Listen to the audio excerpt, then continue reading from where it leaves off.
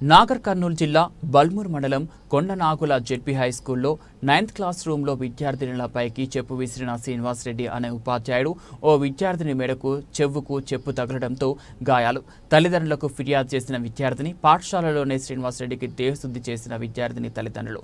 ఇద్దరు విద్యార్థులు నవ్వారని చెప్పు విసిరిన ఉపాధ్యాయుడు శ్రీనివాస్ రెడ్డి మరొక విద్యార్థికి విసిరిన చెప్పు మెడకు తగలడంతో గాయాలు. చెప్పు విసిరి విద్యార్థినికి గాయాలు చేసిన ఉపాధ్యాయుడిపై చర్యలు తీసుకోవాలంటున్న తల్లిదండ్రులు స్థానికులు.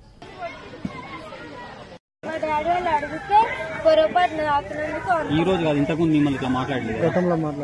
మా మమ్మీ వాళ్ళకి చెప్పలేదు సార్. ఎదురు చెప్తే మళ్ళీ కొడతారు సార్. ఇంటికాడ చెప్తే సార్ ఎదురు అడిగితే సార్ టెస్ట్ తీసుకొని మీరు చేస్తారు సార్.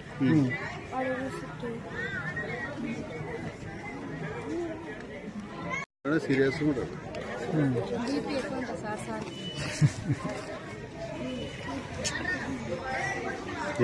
రైట్ ఇక్కడ చౌకు ఊసిపోయింది. అది అవును సార్. క్రాస్ అయింది తీసుకొచ్చింది. బంగారు క్రాస్ అయింది చేంజ్ రీలు పెట్టించు వాతలిగిన ఉన్నాయా? ఉన్నాయి సార్. ఇంకా మా మమ్మీ ఉప్పు పెట్టి కాపింది సార్. ఎట్లానా నేను జెండా పెట్టి రాసింది సార్ మా ఫ్రెండ్.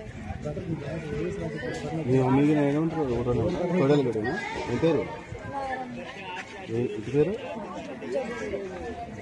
ఏడ ఉంటుంది ఇల్లు?